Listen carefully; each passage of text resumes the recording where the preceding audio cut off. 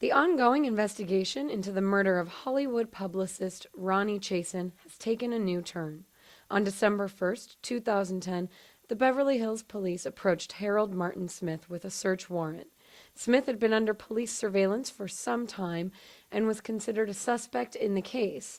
Having served 2 sentences in prison for weapons and drugs, sources say Smith vowed, in his words, "If it ever came back down to me going to prison, I would die first." When the police approached Smith in the lobby of his Hollywood apartment, he pulled out a pistol and committed suicide. Well, Marta, there are as many different reasons for suicide as there are people who have committed suicide or have thought about it. Just today we saw that Janice Dickinson, the famous model who was in celebrity rehab with Dr. Drew, admitted during the first segment that she had thoughts of suicide even while she was in the rehab as an inpatient. And so it's very common that people will think of suicide as a way of coping or as a way of escaping.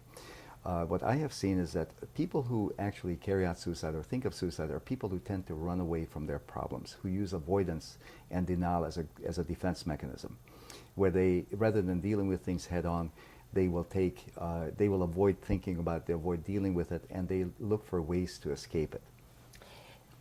What if someone really feels that backed into the corner, and this appears to have happened very suddenly, where this was someone who was standing there and it was just a snap judgment where it was the fight or flight, and he literally just made this snap judgment. But if there is any amount of time, what are the things someone who's on that kind of a brink can do to sort of reason themselves out of that kind of snap judgment? Well, again, having dealt with a lot of suicidal patients over the years, one of the things that I have seen is that when a person gets to the point where they really are this close to trying to commit suicide or want to commit suicide, by that time they have developed tunnel vision. They cannot really reason or think very clearly. So by that time they are really, the only solution that they can see in their own mind is suicide. So I think that the key is for people who have had suicidal thoughts or who think of suicide as a potential option is to come up with various escape routes or escape mechanisms that they need to know about beforehand that they should set up for themselves. So for example, just knowing that there's a suicide hotline or a helpline that you can call, or knowing that there's a friend that you can talk to before you take that irreversible step, or a significant other in your life that you can call, even though you might feel ashamed or embarrassed or whatever. Make use of that lifeline, because that might be your only option at that point when you have really painted yourself into a corner. Suicide, under most circumstances, is a temporary mindset or state of mind, which of course can result in a permanent solution to the temporary mindset. But if a person has thought about this ahead of time and has built up these various escape routes for themselves, they can get beyond it. One of the things that I have tried to help or tell my patients who are suicidal, and obviously they come to see me before it gets to the point where they feel that suicide is the only option. But one of the things I try to help them see when they feel that the whole world is closing in on them, which is usually the way that people describe suicidal thoughts. They feel that there's no way out. It can be due to financial setbacks, it can be due to the loss of a relationship, it can be because someone has a huge judgment against them, they're facing bankruptcy, etc., etc. There can be any number of reasons why that person is thinking that suicide is the only way out. But what I try to tell them is that there's nothing that is so bad that you cannot work your way out of. Again, there's a very famous book that just came out by the author of Seabiscuit, who talked about the survival of a man who had this indomitable spirit, who was an Olympic caliber athlete when was at the 1936 Olympics in Berlin, but then because of World War II, he wasn't able to race again. He placed 8th in a 1500 meter race. And he was hoping that he could win it all the next time around. Very gifted athlete. This man then was drafted into the Navy and fought in the Pacific Theater, and was ultimately captured by the Japanese, where he was systematically tortured daily for 2 years until the end of the war. This man never once thought of suicide. And this story by Hillebrand is about his incredible story of survival. So I think looking at a person like this, one can draw inspiration from. The other thing I tell my patients is that think of a time when you felt good in your life, when you were successful, when you were on top of the world, when things were going your way. Think of that one championship moment in your life and try to draw on that emotionally, try to draw some emotional strength from that.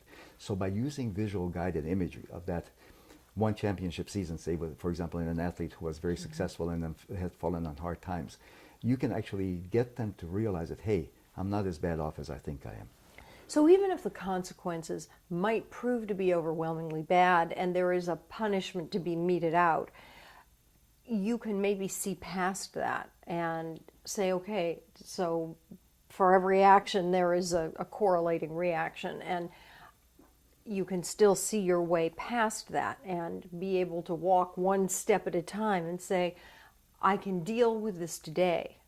And if you understand that life isn't lived 10 years in the future, but it's lived today, and even sometimes hour by hour, you can get through it and not have to shoot yourself or hang yourself or whatever it is people do. Right. And I think the older we get, the better coping mechanisms we have. You know, teens, teenagers, young adults, they, first of all, have not had the life experience. So for them, suicide seems a much more likely option than for someone who's older. Someone who, and you know, there's a very famous comment by George Bernard Shaw, youth is wasted on the young. And I think he's referring to that. He himself was a suicidal youth who survived that, obviously, and was able to go on to greater heights and write about his experiences.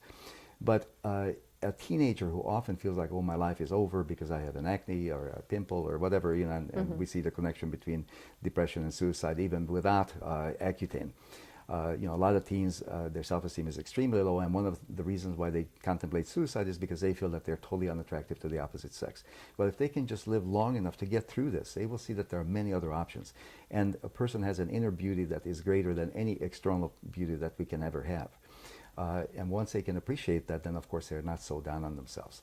So the coping mechanisms are obviously things that we learn as we grow, but in the meantime, some of those coping mechanisms come as a result of being able to plan escape routes for yourself if you are in fact of a suicidal nature. Know that there are things that if it becomes overwhelming, you will do. Right. Pick up the phone, Right. call a suicide hotline, call a friend. Have a plan. Yes, of dealing with it if you ever feel that bad, where you feel like there's no other way out. The one other thing I want to say is that suicidal thinking is never normal. When you think of suicide as a way out, it is never normal. It is never a normal way to think or feel. And furthermore, suicidal thinking is learned behavior. People who are depressed don't automatically think of suicide. It is not by any means part and parcel of major depression or bipolar depression. However, it is something that we learn because it's in the popular media, it's in the popular culture, popular books, and we start thinking as a potential way out, as a potential escape. But if you make up your mind early on that suicide is not an option for your life, then it is unlikely that you'll commit suicide. I tell my suicidal patients that suicidal behavior is a learned response. You have control over that. You don't have control over your depression. You don't have control over your life events or life situation, but you have control over what you think as a possible solution. And with that, we've run out of time. Okay. So until the next time, I'm Marta Waller. And I'm Dr. Joe Haraszti. Thanks for joining us. We'll see you next time. Yeah.